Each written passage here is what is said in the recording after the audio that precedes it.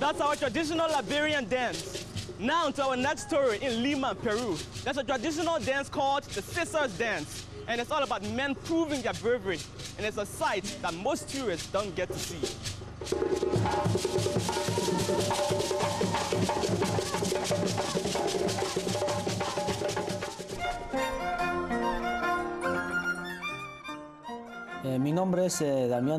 My name is Damian de la Cruz Janto. I'm a scissor dancer. I'm 40 years old, and in my town, they call me artist Carcadia.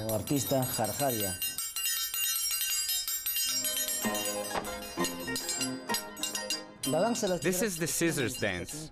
We express our culture through it. Through this dance, we show the Andean men's abilities and cultural traditions.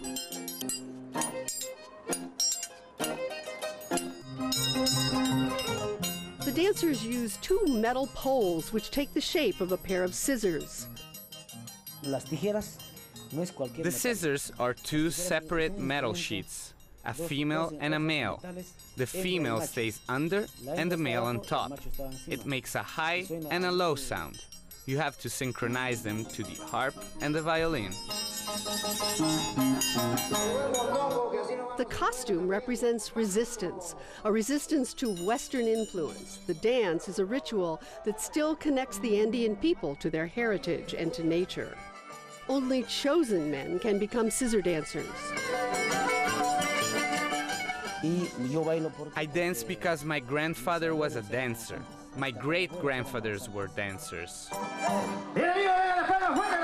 On many Sundays, they meet on the fringes of the city to compete against each other, to determine who is best and more courageous. There is a bloody side to the dance.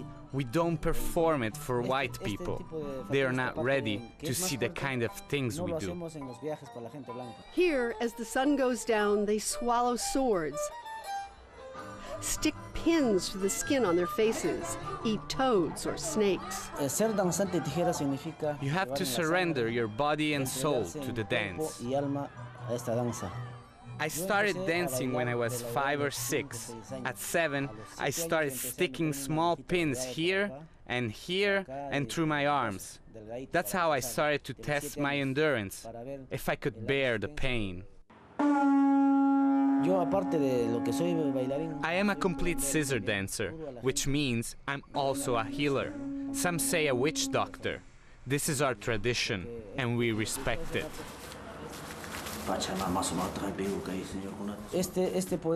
I got these powers from my grandfather. I have his skull here. He was the most famous witch doctor. When the Spaniards conquered Peru almost 500 years ago, they tried to destroy the natives' traditions and beliefs.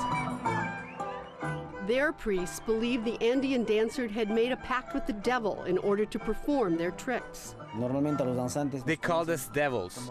We had our gods, but then the Spaniards came and they started killing us and converting us. So today, on the outside, we also believe in their religion, but in our hearts, we still believe to our Andean world.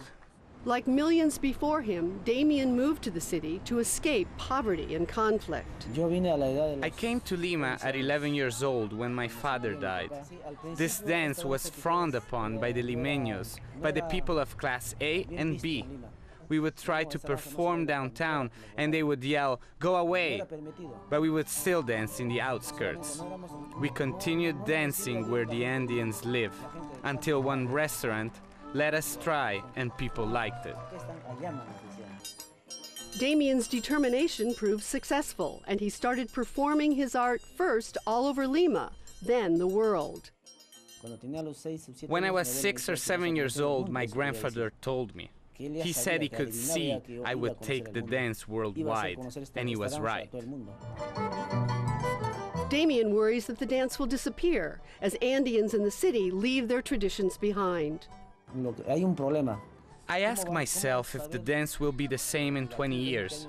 I ask the government's help to open a school. If we don't teach it, it will disappear. He's among those training young dancers and sees a path for the survival of this tradition. We have to get rid of the bloody side, with people risking their lives. We have to preserve the moves and the tradition behind it, but we have to adapt it to the modern world. We can't let it die. Our dance represents 500 years of resistance. What we believe must go on. That's where we come from. I will die dancing, and they will bury me with my dancing clothes.